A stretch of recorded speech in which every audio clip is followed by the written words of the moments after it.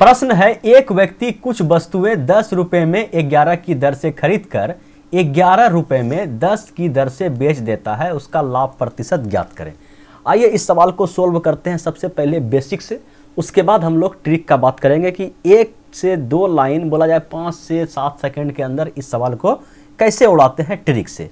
तो सबसे पहले हम लोग बेसिक का बात कर लेते हैं। बेसिक का बात करने से पहले कुछ बेसिक पॉइंट उसको समझना जरूरी होता है कि इस सवाल में बताया गया है कि 10 रुपए में 11 की दर से खरीदा।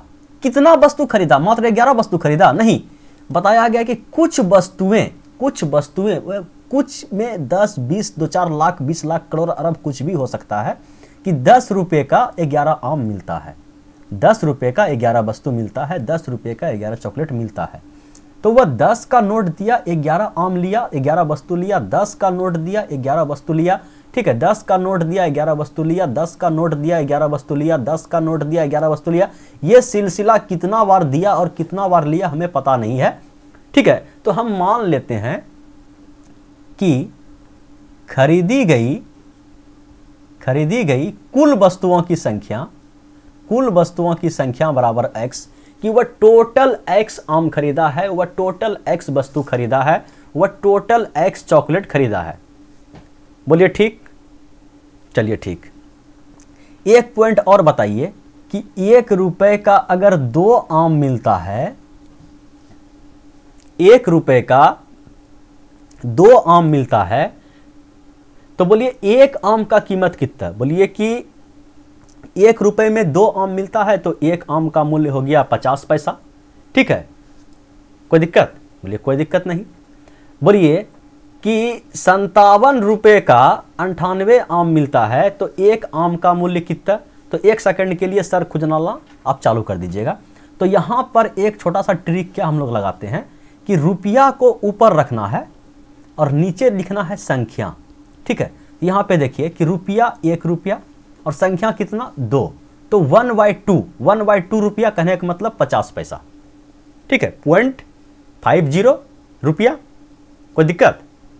तो अगर यहां पे 10 रुपये का 11 आम खरीदा है तो 1 आम का मूल्य कितना हो जाएगा? इतना। बोलिए इतना रुपया। इतना था बेसिक पॉइंट। अब आते हैं सवाल पे।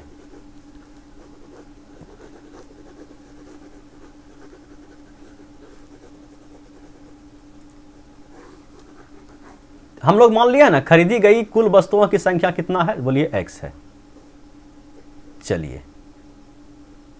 चलिए हो गया मैदान साफ। अब आते हैं सवाल पे कि सवाल क्या है कि 10 रुपए का 11 वस्तु खरीदा, ठीक है। 11 वस्तु का क्रय मूल्य कितना रुपया है? बोलिए 10 रुपया। 11 वस्तु का क्रय मूल्य 10 रुपया, तो 1 वस्तु का क्रय मूल्य कितना हो जाएगा? बोलिए रुपया ऊपर और खरीदी गई वस्तु की संख्या नीचे, इतना रुपया। 1 वस्तु का क्रय मूल्य इतना रुपया। तो हम लोग कुल कितना वस्तु खरीदे हैं? बोलिए x वस्तु खरीदे हैं। तो x वस्तु का क्रय मूल्य कितना हो जाएगा? बोलिए 1 का क्रय मूल्य इतना रुपया, तो x वस्तु खरीदे हैं तो इतना रुपया। बोलिए कोई दिक्कत? बोलिए कोई दिक्कत नहीं। मतलब टोटल वस्तु जो हम खरीदे तो इतना रुपया का हम लोग खरीदे। अब बात कर लेते हैं बेचने का। बोला गया है कि 11 रुपए में 10 की दर से बेचा, ठीक है। मतलब वह 10 वस्तु को 11 रुपए में बेचा, ठीक है, 11 रुपए में बेचा। यह बेचा को यहां एसपी लगा दीजिए, देखने में अच्छा लगेगा, ठीक है। 11 वस्तु का सेलिंग प्राइस जो हो गया, 10 वस्तु का सेलिंग प्राइस 11 रुपया, 10 की दर से बेचा। 11 रुपए में 10 की दर से बेचा। 10 वस्तु का सेलिंग प्राइस 11 रुपया। तो 1 वस्तु का सेलिंग प्राइस बोलिए रुपया ऊपर और वस्तु की संख्या नीचे। 1 वस्तु का जो सेलिंग प्राइस है इतना रुपया है। तो वह कितना वस्तु खरीदा था? बोलिए x वस्तु को खरीदा था, तो सभी को वह क्या किया? बेच दिया। तो x वस्तु का विक्रय मूल्य कितना हो गया? तो बोलिए 11/10 1 का, तो x वस्तु को बेचा तो इतना रुपया उसके बटुए में आया। बोलिए कोई दिक्कत? बोलिए कि खरीदने में कितना पैसा लगा? बोलिए इतना पैसा लगा। बेचा तो कितना पैसा आया उसके बटुए में, इतना पैसा आया। तो बड़ा कौन है, बोलिए बड़ा ये है, ये बड़ा ये है, बोलिए बड़ा तो ये लग रहा है। सेलिंग प्राइस अधिक लग रहा है, तो सेलिंग प्राइस जब अधिक लग रहा है तो प्रॉफिट होगा। तो प्रॉफिट बराबर सूत्र होता है, क्या होता है, selling price minus cost price होता है ना। तो हम लोग यहां से प्रॉफिट निकाल देते हैं कि प्रॉफिट कितने रुपये का हुआ। तो सेलिंग प्राइस है 11x/10 और कॉस्ट प्राइस है 10x/11। यहां से अगर एलसीएम लिया जाए, यहां से अगर एलसीएम लिया जाए, इधर लिखते हैं, ठीक है, एलसीएम ले लिए, 10 और 11 का एलसीएम कितना हो गया, तो 110। 110 को भागा दिए 10 से, कितना आया, 11 बार में, 11 को गुना किए 11x से, तो 121x माइनस, ठीक है, भागा दिए 110 को 11 से, 10 और 10 गुना 10 100x दोनों को घटा दिए तो प्रॉफिट हम लोग के पास जो आया, ठीक है, इसको मिटा दें, बोलिए हाँ, चलिए यहीं पे लिख देते हैं, तो फिर आपको बाद में समझ में नहीं आएगा। तो प्रॉफिट जो हम लोग के पास आ गया, बोलिए 21x/110, ये आ गया हम लोग के पास प्रॉफिट। बोलिए कोई दिक्कत, बोलिए कोई दिक्कत नहीं। प्रॉफिट हम लोग के पास कितना आ गया, प्रॉफिट कितना आ गया, बोलिए 21x/110। लेकिन हमसे क्या पूछा गया, प्रॉफिट पूछा गया है, बोला है प्रॉफिट परसेंट, लाभ प्रतिशत बताइए। तो लाभ प्रतिशत बराबर क्या फॉर्मूला होता है, प्रॉफिट परसेंट बराबर होता है प्रॉफिट गुना 100 और बटे क्रय मूल्य, यही होता है ना। लाभ परसेंट बराबर लाभ गुना 100 बटे क्रय मूल्य, हानि प्रतिशत बराबर क्या, हानि गुना 100 बटे क्रय मूल्य। तो हम लोग निकाल देते हैं कि लाभ कितना का हुआ, थोड़ा सा मैदान साफ करना पड़ेगा। प्रॉफिट परसेंट तो हम लोग लिख चुके हैं, बोलिए हाँ लिख चुके हैं, कहाँ लिख चुके हैं, तो यहाँ लिखे हैं खोपचे में, ठीक है।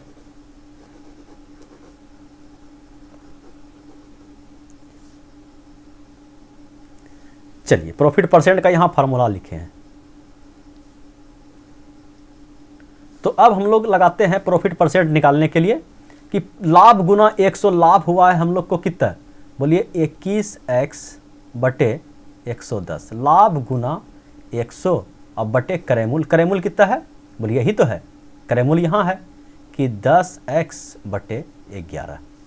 अब मैदान साफ करें, बोलिए हाँ एकदम मैदान साफ कीजिए, इसको भी फार्मूला को भी हटाइए, आपको याद ही होगा। चलिए बस इसको अब सोल्व कीजिए, आंसर चिपकाइए। ये प्रॉफिट परसेंट हम लोग निकाल रहे हैं, तो थोड़ा सा इसको अगर सोल्व कर दिया जाए तो 21x/110 और यहाँ पे आ जाएगा आपका गुना 100 और ये भाग को गुना में बदल देते हैं तो 11 ऊपर और 10x नीचे, ये आ गया आपका प्रॉफिट परसेंट। तो क्या क्या कटेगा, 1 0 1 0 1 0 1 0, 11 से 11 साफ, x से x साफ, 11% का प्रॉफिट हुआ, सॉरी 21% का प्रॉफिट हुआ। ये तो था प्रोसेस का बात, प्रोसेस समझ में आ गया, बोलिए हाँ आ गया। तो अब हम लोग बात कर लेते हैं ट्रिक का कि ट्रिक से अगर इस सवाल को अगर हम उड़ाना चाहें तो कैसे उड़ाएंगे। आइए सबसे पहले मैदान को साफ कर लेते हैं, ठीक है, मैदान को हम लोग साफ कर लिए, मैदान साफ रहेगा तो समझ में बढ़िया से आएगा, इतना बढ़िया से समझ में आएगा ना कि पूछिए मत। चलिए अब देखिए सवाल क्या है। हम लोग क्या करते हैं, एक जगह सीपी लिखते हैं और बगल में नीचे में एसपी लिखते हैं, ठीक है। यहाँ लिखते हैं हम लोग रुपया और यहाँ लिखते हैं खरीदी गई वस्तु की संख्या, ठीक है। तो रुपया 10 रुपये में 11, खरीदने का बात है कि 10 रुपये में 11 की दर से खरीद कर, तो 10 रुपये में वह 11 वस्तु को खरीदा, ठीक है। दोनों को हम लोग ले लिए हैं रेशियो में, ठीक है, रेशियो में। अब बेचने का बात आया तो बोला है कि 11 रुपये में 10 के दर से बेचा, 11 रुपये में 10 के दर से बेचा। तो ये तो बहुत नाइंसाफ़ी हो गया, बोलिए कैसे, तो खरीदी गई वस्तु की संख्या कहाँ है, तो बोलिए ये तो 11 है, तो 11 में अगर हम 50 से गुना कर दें कि वह 11 करके 50 बार लिया है तो 50 बार बेचेगा, ठीक है, कोई दिक्कत। अगर वह 100 बार खरीदा है 11 की दर से, 100 से गुना होगा। कोई दिक्कत? बोलिए कोई दिक्कत नहीं। अगर ये 2 बार खरीदा है, 10 के हिसाब से 2 बार खरीदा है, तो खरीदने का रुपया कितना दिया होगा? बोलिए 2 से इसमें गुना कर देंगे, 2 से इसमें गुना कर देंगे। खरीदी गई कुल वस्तु की संख्या अगर 22 है तो वह 20 रुपया दिया होगा। अगर वह 10 के हिसाब से 3 बार खरीदा है, ठीक है, तो रेशियो का नियम है कि समान संख्या आपस में क्या हो जाता है? कट जाता है। अगर आप इसमें 1000 से गुना कर दिए, 100 से गुना कर दिए, तो इसमें भी आप 100 से गुना करना पड़ेगा आपको। यह नियम रेशियो का नियम कर रहा है। रेशियो का नियम कर रहा है कि अगर आप किसी एक संख्या में गुना करते हैं तो उसका जो संबंधी है उसमें भी आप वही संख्या से गुना कर दीजिए। बोलिए, तो रेशियो में लेने के बाद यही फायदा होता है कि गुना भाग से हम लोग बच जाते हैं। बोलिए, यहां तक किसी को कोई दिक्कत तकलीफ परेशानी? बोलिए कोई दिक्कत तकलीफ परेशानी नहीं है। तो यहां से हम लोग x जो अभी चिपकाए हैं वह x हमें चिपकाना नहीं पड़ेगा। ठीक, बोलिए ठीक। अब बात आ गया कि वह टोटल कितना वस्तु को खरीदा? बोलिए 10 वस्तु को खरीदा। 10 वस्तु को खरीदने में कितना पैसा लगा? सॉरी, 11 वस्तु को खरीदा। 11 वस्तु को खरीदने में कितना पैसा लगा? बोलिए 10 रुपया। लेकिन वह बेचा कितना है? बोलिए 10 वस्तु बेचा है। तो प्रॉफिट कहाँ से आएगा? कि कहने का मतलब कि वह 11 वस्तु को खरीदा है और 10 ही वस्तु को बेचा है। ध्यान सुनिएगा कि वह 11 वस्तु को अगर खरीदा है, ठीक है, जो मल्टीपल था उसको हम कटा मरा के ठंडा कर दिए। हम इतना मान के चले हैं कि वह 11 वस्तु को खरीदा है 10 रुपये में और 10 वस्तु को ही बेचा है 11 रुपये में। तो ये कहाँ का नाइंसाफी है? आप खरीदिएगा 11 वस्तु तो आपको बेचना भी पड़ेगा 11 वस्तु। जितना वस्तु आप खरीदे हैं उतना वस्तु आप बेचिएगा, तभी तो आपको प्रॉफिट या लॉस का गणना आप लोग कर पाइएगा कि जितना हम खरीदे टोटल को बेच दिए, उसके बाद देखिए भाई इतना का नफा हुआ, इतना का घाटा हुआ। ठीक है, तो आप टोटल वस्तु को खरीदिए, टोटल वस्तु को बेचिए। तो बोलिए हाँ। तो हम कोशिश करते हैं कि जितना वस्तु को खरीदें उतना वस्तु को बेच दें। तो उसके लिए आप क्या कीजिएगा? इसमें +1 कीजिएगा। बोलिए रेशियो में +1 -1 नहीं होता है, गुना होता है। डायरेक्ट गुना आप कर सकते हैं। तो हम लोग कोशिश किए कि दोनों जो खरीदी गई वस्तु की संख्या है और बेची गई वस्तु की संख्या है, इसको हम बराबर कर दें। तो बराबर करने में जोड़ घटा तो हम कर नहीं सकते हैं, हम कर सकते हैं गुना। तो इसको हम 10 से गुना कर दिए, इसको हम 11 से गुना कर दिए। तो गुना करने के बाद जो हम लोग के पास CP आया, थोड़ा सा नीचे लिखना पड़ेगा। गुना करने के बाद जो हम लोग के पास CP आया, SP आया, रुपया आया, संख्या आया। ठीक है, तो जब रेशियो का नियम बोलता है कि अगर आप एक संख्या में गुना किए तो उसका पड़ोसी में भी उसी संख्या से गुना करना पड़ेगा। तो वह 10 रुपये का कितना वस्तु खरीदा? ठीक है, मतलब 10 से गुना कर दिए तो 10 गुना 10 100 हो गया कि 100 रुपये का वह कितना वस्तु खरीदा होगा? तो बोलिए 110 वस्तु खरीदा होगा। ठीक है, तो अब जब बेचने का पारी आया, 11 रुपये के 10 से बेच रहा है, 11 रुपये का 10 के रेट से बेच रहा है, तो वह कितना 11 गुना 11 121 रुपये का अगर वह बेचा होगा तो वह 110 वस्तु को बेचा होगा। 110 वस्तु को खरीदा और 110 वस्तु को वह बेच दिया, क्योंकि परसेंटेज पूछा गया है, संख्या हमें नहीं निकालना है। संख्या इसके बाद वाला सवाल में निकालेंगे। ठीक है, उसको भी सेट करके रखें, डरने की घबराने की कोई ज़रूरत नहीं है। तो हम लोग देख रहे हैं कि 110 वस्तु को खरीदा, 110 वस्तु को बेच दिया। लेकिन जब वह 110 वस्तु को खरीदा तो खरीदने में 100 रुपया लगा। लेकिन जब वह 110 वस्तु को टोटल वस्तु को बेच दिया तो 121 रुपया उसके बटुए में आया। ठीक है, तो प्रॉफिट परसेंट हम लोग यहाँ से निकाल देखते हैं। प्रॉफिट कितना का हो रहा है? बोलिए 100 में खरीदा, 121 में बेचा, 21 का प्रॉफिट है ना। 21 रुपया क्या हो गया? मुनाफा हो गया। तो प्रॉफिट परसेंट पूछा गया है, तो प्रॉफिट परसेंट बराबर क्या होता है? प्रॉफिट गुना 100। 21 का प्रॉफिट हुआ, प्रॉफिट गुना 100 और बटे क्रय मूल। क्रय मूल कितना हुआ है? बोलिए 100 रुपया। और रेशियो का यह नियम है, जिस रेशियो में आप गुना भाग कर दिए उस रेशियो में वैल्यू दोबारा पुट मत कीजिए। वह रेशियो आपका कोई काम का नहीं होगा। कोई काम का क्यों नहीं होगा? क्योंकि उस रेशियो में आप गुना भाग कर दिए हैं। तो गुना भाग करने के बाद जो रेशियो आपका फाइनल आएगा उसी रेशियो में आप वैल्यू पुट कर सकते हैं। तो CP आप यहाँ पे 10 भी चिपका सकते थे, क्यों नहीं चिपकाएं? क्योंकि रेशियो के एक संख्या में गुना कर दिए तो उसका पड़ोसी में भी गुना करना पड़ेगा। तो यहाँ आ गया। तो बस 100 से 100 खत्म, 11% इस सवाल का सही जवाब है। बोलिए अब समझ में आया कि संख्या को हम क्यों बराबर करते हैं? बोलिए हाँ, समझ में आ गया। तो अगर समझ में आ गया तो एक और सवाल जो विवाद का कारण है उसको भी देख लिया जाए। एक व्यक्ति कुछ वस्तुएं 9 रुपए में 16 की दर से खरीदकर 1 रुपए में 2 की दर से बेचा। कुछ वस्तुएं, लोचा यहां है, कुछ वस्तुएं, इस प्रकार उसे 5 रुपए की हानि होती है। खरीदी गई वस्तु की कुल संख्या बताएं। तो हम लोग लिख देते हैं कि माना कि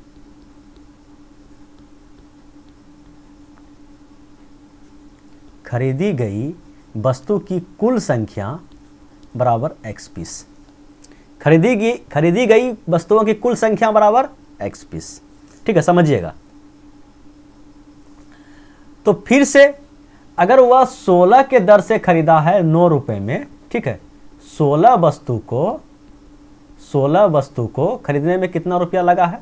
16 वस्तु का CP बराबर 9 रुपया। एक वस्तु का CP बोलिए 9/16 रुपया। कितना वस्तु खरीदा है? बोलिए x वस्तु। तो x वस्तु का CP 9/16 और गुना x, ये तो हुआ CP। अब बेचने का बारी कि 1 रुपए के 2 के दर से बेचा। दो वस्तु का सेलिंग प्राइस, विक्रय मूल्य कितना है? 1 रुपया।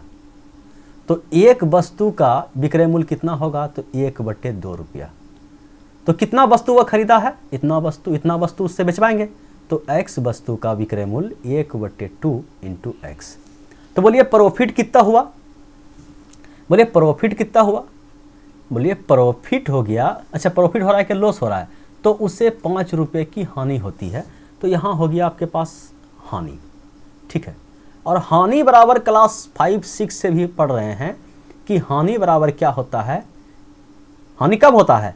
जब आपका क्रय मूल्य ही अधिक हो और विक्रय मूल्य आपका कम हो। मतलब CP में अगर SP घट जाए तो आप बोलिएगा भैया हमको हानि हो गया।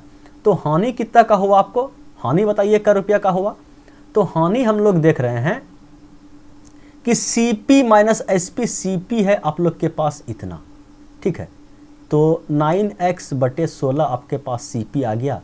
और SP कितना है? तो बोलिए x/2। यहाँ से अगर आप एलसीएम लीजिएगा तो एलसीएम आ गया आप लोग के पास 16 ख़त्म, तो 9x, और यहाँ से 16 को भागा दीजिएगा 8 से, 2 से, 8 बार में ये हो गया माइनस का 8x। ये बताया है कि हानि जो आप लिख रहे हैं कि हानि 5 रुपये का हुआ है। हानि कितना का हुआ है? बोलिए 5 रुपये का। इस लॉस की जगह पे हम लोग रुपया चिपका दें? बोलिए हाँ चिपका दीजिए। तो इधर से मैदान साफ करना पड़ेगा।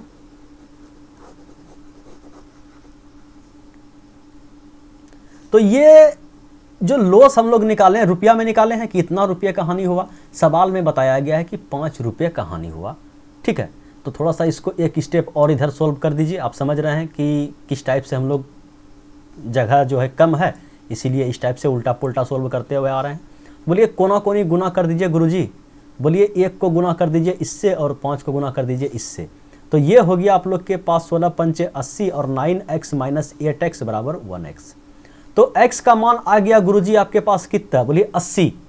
x हम क्या माने हैं कि माना कि खरीदी गई कुल वस्तुओं की संख्या बराबर x। तो x का मान आ गया 80। इसका मतलब वह बंदा 80 वस्तु को खरीदा होगा। बोलिए समझ में आया? बोलिए हाँ समझ में आ गया।